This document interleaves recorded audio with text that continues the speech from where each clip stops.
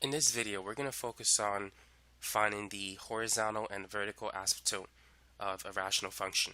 In addition, we're also going to find the slant or oblique asymptote if it's there. So let's begin.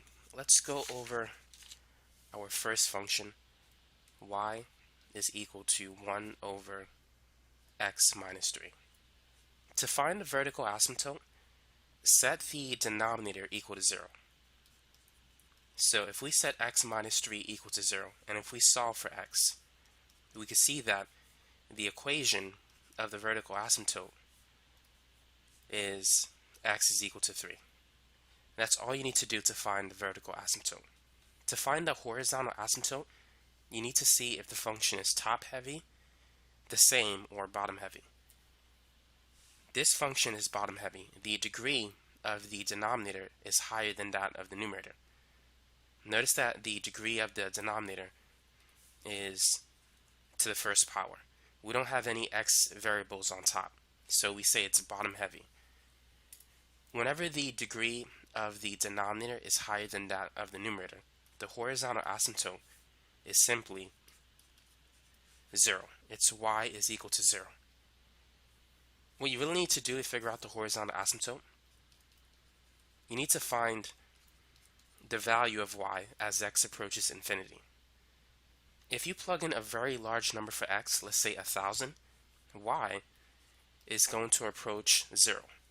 1 over 1,000 minus 3 is very close to 0. It might be like 0.001 approximately, but that's close to 0. So let's go ahead and graph the equation. So the vertical asymptote is x is equal to 3, and the horizontal asymptote is y is equal to 0, which means that it's the x-axis. Now, it might be good to plug in a few test points. On the right side, the graph can be like this or like this. To find out what it is for sure, plug in a number for x that's greater than the vertical asymptote. So if we plug in 4, 1 over 4 minus 3 is 1. So we have the point 4 comma 1, which is over here. Therefore, the graph looks like this. Now for the left side, the function could be like this or it can be like that. So let's plug in a test point to find out if it's above or below the horizontal asymptote. So let's plug in 2 for x. It's going to be 1 over negative 1, which is negative 1, so we have the point 2 comma negative 1. So it's over here, which means that it's below the horizontal asymptote. And so that is the graph for this function. By the way, what is the domain and range for the function? The domain represents all the possible values that x can be. The only value that x can't be is the vertical asymptote. It's 3. So whenever you want to write the domain of a function, simply remove the vertical asymptote. The lowest x value is negative infinity. The highest is infinity. So therefore, the domain is going to be negative infinity to 3, union 3 to infinity. It includes everything except 3. Now what about the range? Whenever you want to write the range of a function, simply remove the horizontal asymptote. Notice that the lowest y value is negative infinity and the highest is infinity. But the function never touches the x-axis where y is equal to 0. So we only need to remove 0 from the range. So it's going to be negative infinity to 0, union 0 to infinity. Now, what about the end behavior of this function? What happens as x approaches positive infinity? As the function approaches positive infinity, notice that the y value becomes 0. So y approaches 0. That's the right end behavior. For the left end behavior, as x approaches negative infinity, it still approaches the horizontal asymptote, where y is still 0. So the end behavior of a function is usually the horizontal asymptote. So now let's move on to our next example. consider this function. Y is equal to 1 over x plus 2 plus 7. So what is the vertical asymptote for this function? So to find it, just like before, we're going to set the denominator equal to 0. So therefore, the vertical asymptote, if you subtract 2 from both sides, you'll see that its x is equal to negative 2. Now what about the horizontal asymptote? The horizontal asymptote for this portion of the function is y is equal to 0, because we still have a rational function where it's bottom heavy. The degree of the denominator is higher than that of the numerator. But notice that we also have a plus 7 on the outside. So the horizontal asymptote is going to be 0 plus 7. It's shifted up 7 units. So its y is equal to 7.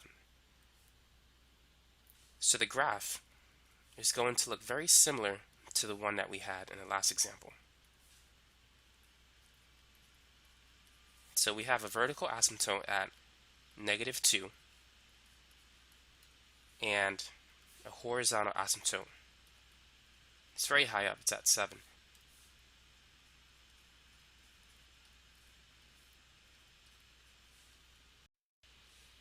Now let's plug in a few test points to see where the graph is going to be. So the vertical asymptote is at negative 2. So let's plug in a number to the right of negative 2 to see if it's going to be above or below the horizontal asymptote. So let's substitute negative 1 for x. So 1 over negative 1 plus 2 plus 7. Negative 1 plus 2 is 1. 1 plus 7 is 8. So we have the point negative 1 comma 8, which it looks like I plot the horizontal asymptote at 6. So I need to fix that. It should be at 7.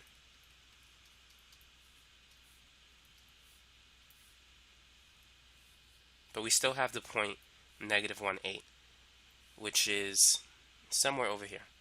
Therefore, we know that the curve is going to be above the horizontal asymptote on the right side. So it's going to look like that. Now, let's plug in a number to the left of the vertical asymptote. So let's replace x with negative 3. So negative 3 plus 2, that's negative 1. Negative 1 plus 7 is negative 6. So negative 3 and negative 6 is the point that we have. And that's below the horizontal asymptote, so the graph has to be in this region. So that's how you can graph a rational function. So what is the domain and range for the function? So keep in mind, for the domain, we simply need to remove the vertical asymptote. The lowest x value that we have is negative infinity, and the highest is infinity. So we just need to remove negative 2 from the domain. So x could be anything from negative infinity to negative 2, union negative 2 to infinity. So that's the domain for this function. Now for the range, all you need to do is remove the horizontal asymptote. The lowest y value that the function can be is negative infinity, and the highest is infinity. However, y can't be 7. It's not going to touch the horizontal asymptote, so therefore the range is going to be negative infinity to 7, union 7 to infinity. Let's try another example. Consider the function y is equal to 6x minus 18 divided by 2x plus 4. So how can we find the horizontal and the vertical asymptote for this function? So notice that the degree of the numerator is the same as that of the denominator. Both is to the first power. So whenever you see that, to find the horizontal asymptote, ignore the 18 and the 4. Because when x approaches infinity, the 18 and 4 are insignificant. If you plug in 1,000 for x, it's going to be 6,000 minus 18 divided by 2,000 plus 4, which is approximately 6,000 over 2,000, which is approximately 3. So therefore, to quickly find the horizontal asymptote, it's just going to be 6x divided by 2x, which is 3. So when x becomes very large, y approaches 3. That's the end behavior of the function, both the right side and the left side. So that's the horizontal asymptote for this function. It's y is equal to 3. Now, to find the vertical asymptote, we need to set the denominator equal to 0. And let's solve for x. So 2x is equal to negative 4 if we subtract both sides by 4. And then if we divide both sides by 2, we can see that x is equal to negative 2. So that's the vertical asymptote for this function. And so let's graph it.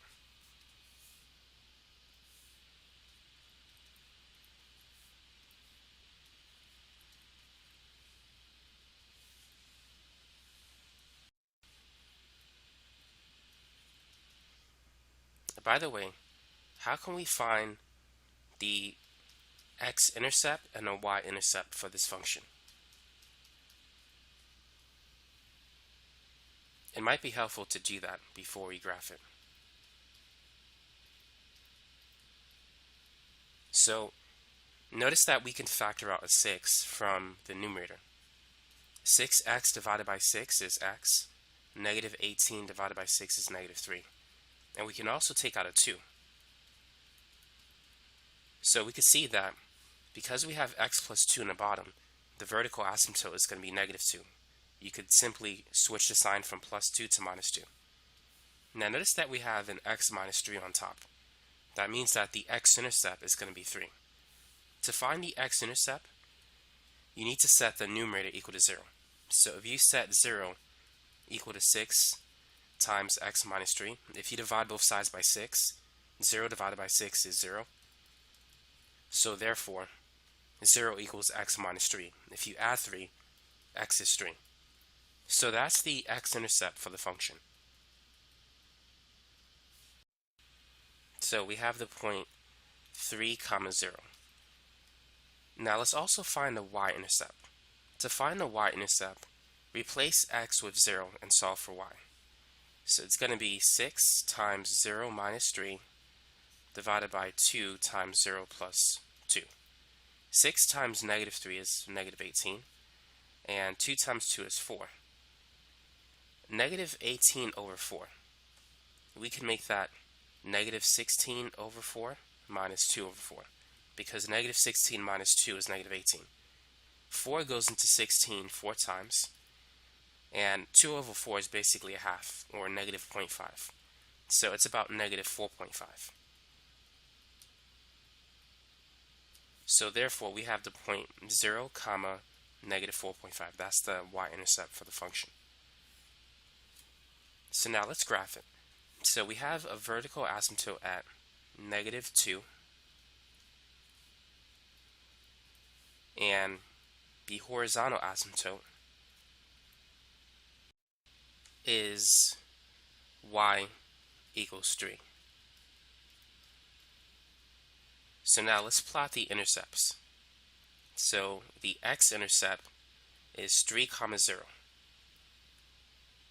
Therefore, we can see that the function is going to look like this. It's going to be below the horizontal asymptote on the right side. Now, the y-intercept is at 0, negative 4.5. Maybe I should have plugged that in first before I graphed it.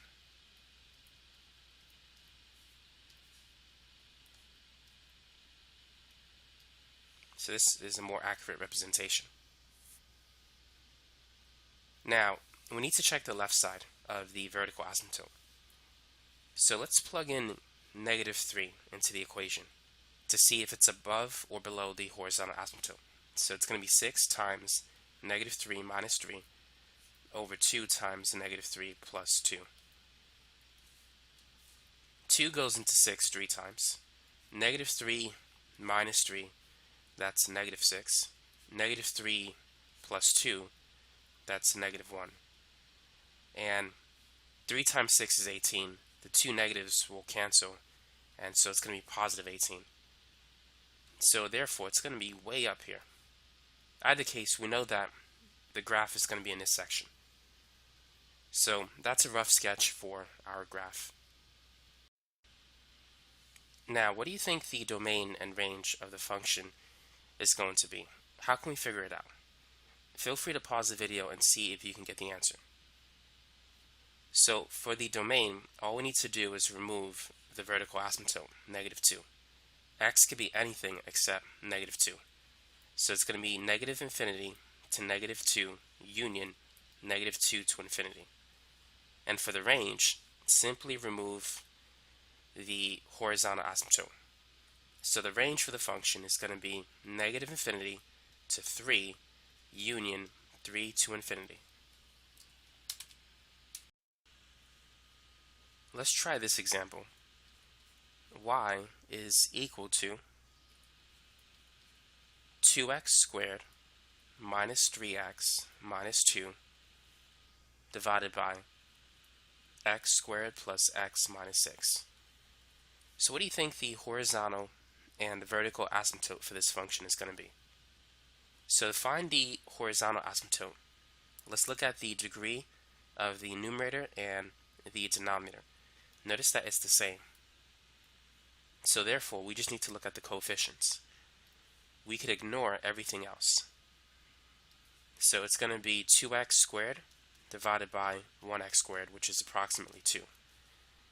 And so the horizontal asymptote for this function is y is equal to 2. Now, how can we find the vertical asymptote? What we need to do for this function is we need to factor the denominator and the numerator. And we need to factor this expression completely. So let's focus on that at the moment. So how can we factor x squared plus x minus 6? So notice that the leading coefficient is 1. In such a situation, what you need to do is find two numbers that multiply to negative 6 but add to the middle coefficient of 1. So what two numbers multiply to negative 6 but add to 1? This is 3 and negative 2. 3 times negative 2 is negative 6, but 3 plus negative 2 is positive 1. So the bottom part is simply going to be x plus 3 times x minus 2. Now what about the top part? 2x squared minus 3x minus 2. How can we factor that particular trinomial? So it's going to be a little different. It's going to take more work because the leading coefficient is not 1. It's a 2. So here's what you need to do. Multiply the leading coefficient and a constant term. 2 times negative 2 is negative 4. And then find two numbers that multiply to negative 4 but add to the middle term 3. So this is negative 4 and 1. Negative 4 times 1 is negative 4, but negative 4 plus 1 is negative 3. So now we're going to rewrite the expression, but we're going to replace the middle term, negative 3x, with negative 4x plus 1x.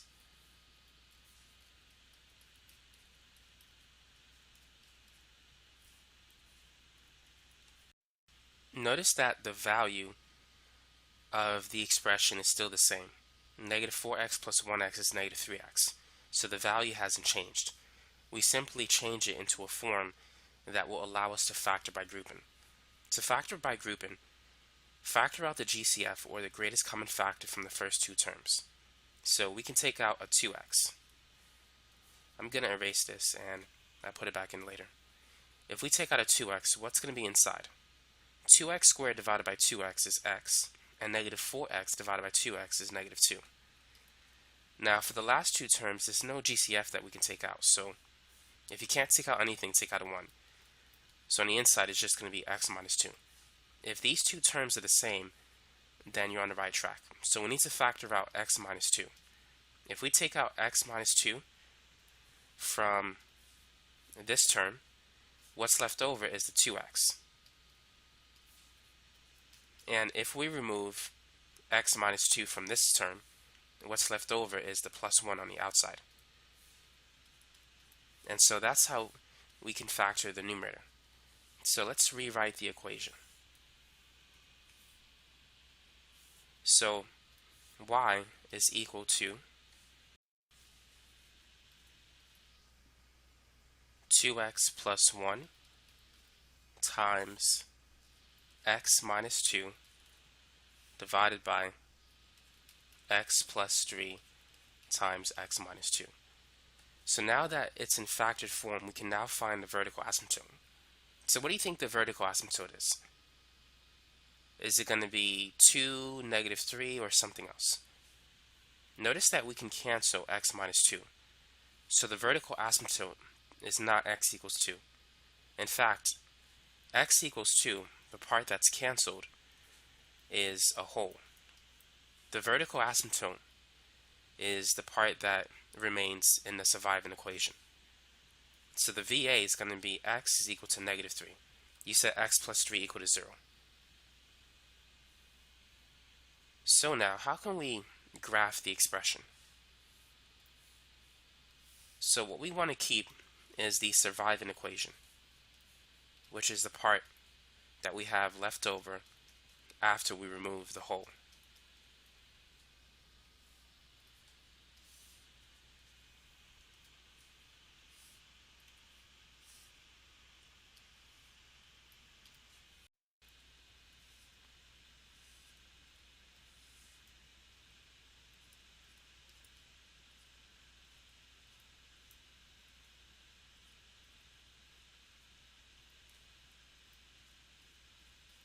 So we have the vertical asymptote at negative 3,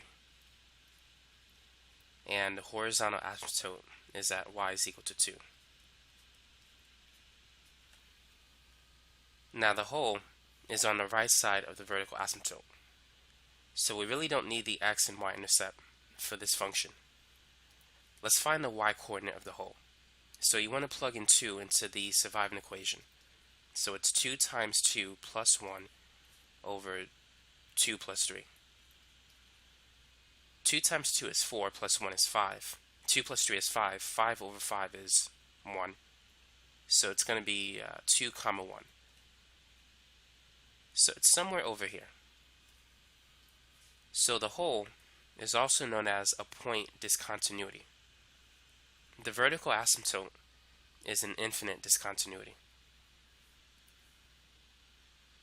Now we need to plug in a point less than or to the left side of the vertical asymptote. Since the vertical asymptote is at negative 3, let's plug in negative 4. So 2 times negative 4 plus 1 over negative 4 plus 3. 2 times negative 4 is negative 8 plus 1, that's negative 7. Negative 4 plus 3 is negative 1, which is positive 7. So we have the point negative 4, positive 7, which is probably going to be way up here. So at least we know the graph looks like this. Now, what is the domain and the range for this function? Be careful now, because we do have a whole, and you do have to take that into consideration. So x could be anything from negative infinity to infinity except for two things. We need to remove the vertical asymptote because x cannot be negative 3. The curve never touches the vertical asymptote.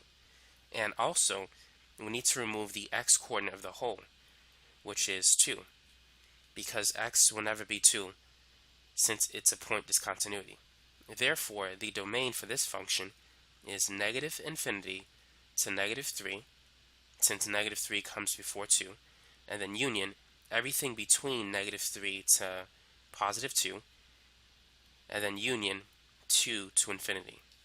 So we just need to remove the vertical asymptote and the x coordinate of the whole for the domain. Now for the range of the function, y could be anything from negative infinity to positive infinity. But we need to remove the horizontal asymptote, and we need to remove the y coordinate of the whole, because y can't be 1, nor can it be 2. So therefore, the range is going to be negative infinity to 1, which is the y-coordinate of the whole, union 1 to 2, where 2 is the horizontal asymptote, union 2 to infinity. So this is going to be our final example for today. Y is equal to 2x squared minus x plus 1 divided by x minus 2. So go ahead and find all the asymptotes for this function. So to find the vertical asymptote, we simply need to set the denominator x minus 2 equal to 0. Therefore, x will equal plus 2. Now, what about the horizontal asymptote? Notice that the degree of the numerator exceeds the degree of the denominator, so it's top heavy, which means that there is no horizontal asymptote for this graph. Now, because the numerator exceeds the denominator by 1 degree, we do have a slant or an oblique asymptote. So in order to find that, we need to use long division.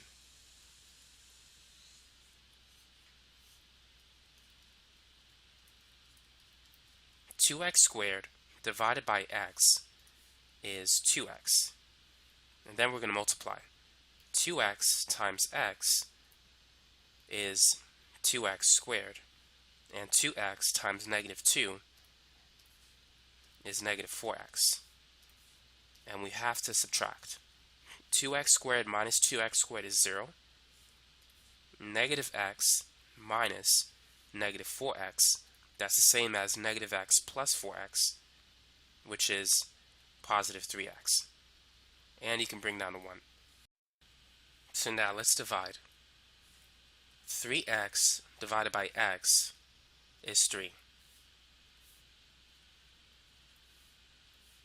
3 times x is 3x. And 3 times negative 2 is negative 6. So we need to subtract. 3x minus 3x, well, that cancels to 0. 1 minus negative 6 is the same as 1 plus 6, so the remainder is 7. Now we don't need to worry about the remainder. This is what we need. The equation of the slant or the oblique asymptote is y is equal to 2x plus 3. Now the next thing we need to do is we need to factor the numerator to see if x minus 2 is a whole. We really didn't check that, but we should. Because if it's a whole, then the vertical asymptote won't be x equals 2. So let's double check. So we have a trinomial where the leading coefficient is 2. So we need to multiply the leading coefficient by the constant term. 2 times 1 is 2. Now what two numbers multiply to 2 but add to the middle coefficient, which is negative 1? The only numbers that multiply to 2 is negative 1 and negative 2, or 1 and 2. None of these add up to negative 1, so we can't factor it, which means that x minus 2 is likely to not be a factor. So let's go ahead and graph the equation.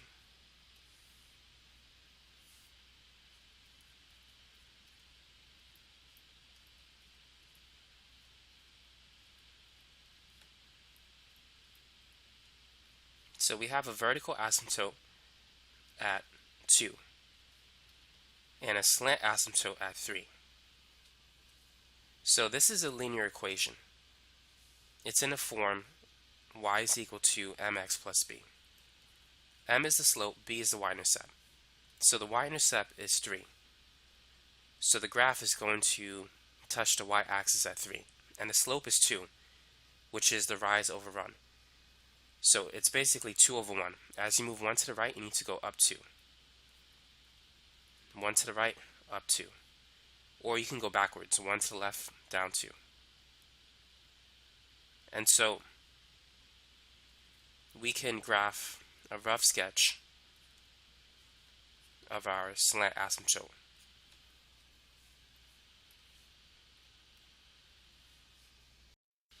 Now we need to plug in 2 points. one to the left of the vertical asymptote and one to the right to see where the graph is going to be. So let's plug in 0 for x because that's going to be the easiest. If we plug in 0, it's going to be 2 times 0 squared minus 0 plus 1 over 0 minus 2, which is 1 over negative 2. So we have the y-intercept, which is 0, negative half, or 0, negative 0.5, which is somewhere in this area. So therefore, we could say that the graph is something, it's going to look something like this. It's not going to be in this area. It's going to be below the slant asymptote. Now for the right side, let's plug in 3 into the equation. So 2 times 3 squared minus 3 plus 1 over 3 minus 2. 3 squared is 9, and 2 times 9 is 18. Negative 3 plus 1 is negative 2. 3 minus 2 is 1. So it's 16. So we have the point 316, which is probably way up here somewhere, which tells us that the graph is going to be in this section. It won't be in this section. So that's the rough sketch of our graph. So that is it for this video, and thanks for watching and have a great day.